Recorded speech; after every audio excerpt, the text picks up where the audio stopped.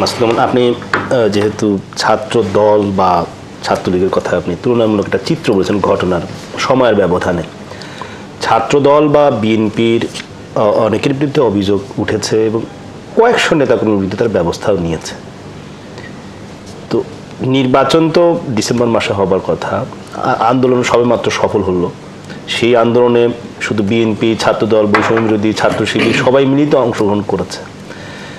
হঠাৎ করে এই ধরনের সংবাদ আসছে কেন যে তারা বিভিন্ন জায়গায় চাঁদাবাজি, বিভিন্ন জায়গায় তাদের টেন্ডার বা প্রভাব বিস্তার করা এবং সংঘর্ষের মতো ঘটনা নিজেদের মধ্যে বা সাধারণ দোকানদারদের সাথেও ঘটছে?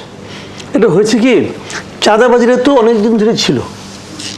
চাঁদাবাজি কিন্তু আমাদের এখানে একটা জিনিস, যখন একটা অন্যায়, একটা খারাপ কাজ যখন দীর্ঘদিন ধরে ধারাবাহিকভাবে প্রায় 15 বছর চলে, তখন কিন্তু ওইটা অনেক সময় নিয়মের মতো হয়ে যায়। মানুষ মনে করে এটি স্বাভাবিক। তো হঠাৎ করে এই চাঁদাবাজিটা যারা করতো তারা হঠাৎ করে নাই হয়ে গেছে। ওখানে একটা চেয়ার খালি বসে মানে পড়ে আছে, ওই চেয়ারে যে আগে বসতে পারবে সেই টাকাগুলি পাবে। সিস্টেম কিন্তু এইটাই। এখন ওই চেয়ারে কে বসবে? ধরা যাক সবচেয়ে পাওয়ারফুল হলো বৈষম্যবিরোধী ছাত্র আন্দোলন, তারা সবচেয়ে পাওয়ারফুল। তো তারা ওখানে বসলে আর কেউ বসে না, এরকম হতে পারে।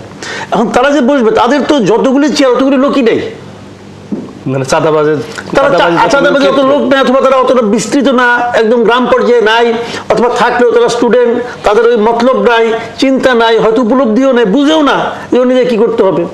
কাজেই তারা ওখানে খুব একটা যায় নাই। গেছে কারা? যারা আগে চাঁদাবাজিতে অভ্যস্ত, যারা জানে বসলে বলে কেমন চাঁদার আদায় করতে হয়। আপনি যে চেয়ারে বসে আছেন, আপনার পাওয়ারফুল চেয়ার, এই চেয়ারে হয়তো 20 জন লোক বসছে এর আগে। 20 জন কিন্তু একরকম না, 20 জন 20 রকম ধান্দা নিয়ে আসে কিন্তু। কাজে চাঁদাবাজি যে করা যায় এটা অনেকে জানে না। জানতো করা বিএনপি জানতো, আর আওয়ামী লীগ। বাংলাদেশে স্বাধীনতার পর থেকে ধরেই কিছু সময় জাতীয় পার্টি আর বাদ বাকি সময় কিন্তু আওয়ামী লীগ আর বিএনপি এরাই উল্টাপাল্টা করে চাঁদাবাজি এটা করছে। তো যখন আওয়ামী লীগ চলে গেছে তখন কে বসবে? বিএনপিরাই বসছে, একদম বিএনপিতে বসছে। আর ইন্টেনশনালি আমার জানা মতে বিভিন্ন জায়গায় জামাতের বসার সুযোগ থাকলেও তারা বসে নাই। কারণ জামাত একটা আদর্শ ভিত্তিক রাজনীতি করে।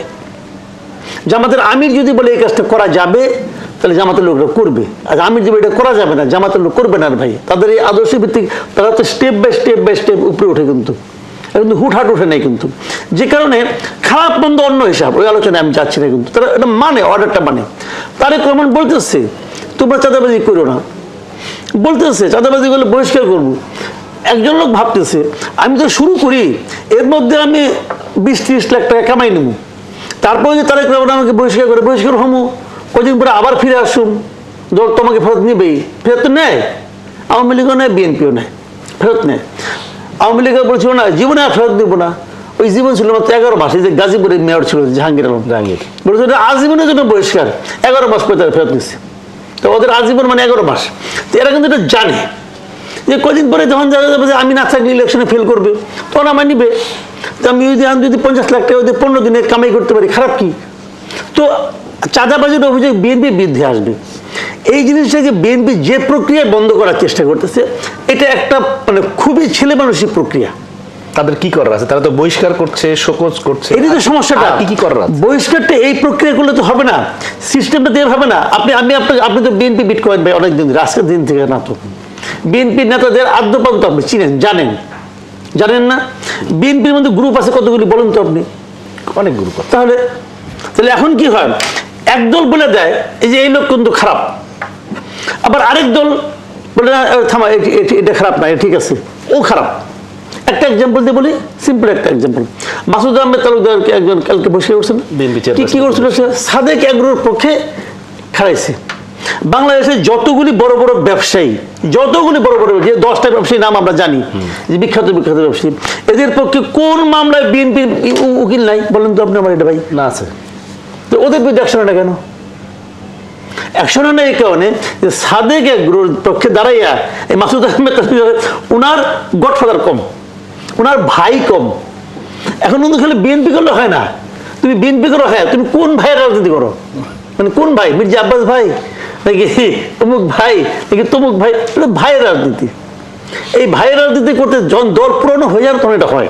যখন এই ভাইয়ের রাজনীতি হয়, এই ভাইরাই কিন্তু এই কাজটাকে করতে দিচ্ছে না।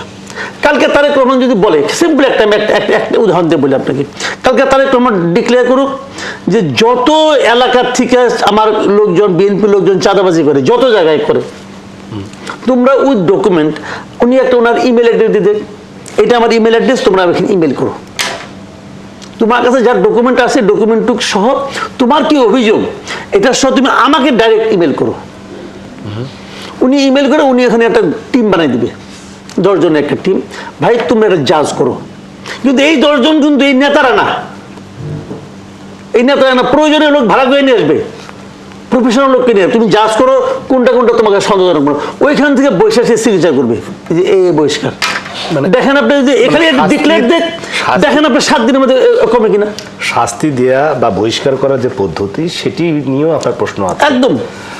নিশ্চয়ই আমরা বিরতির পর আরো অনেকগুলো বিষয় আমরা আলোচনা করব, দর্শক সঙ্গেই থাকবে।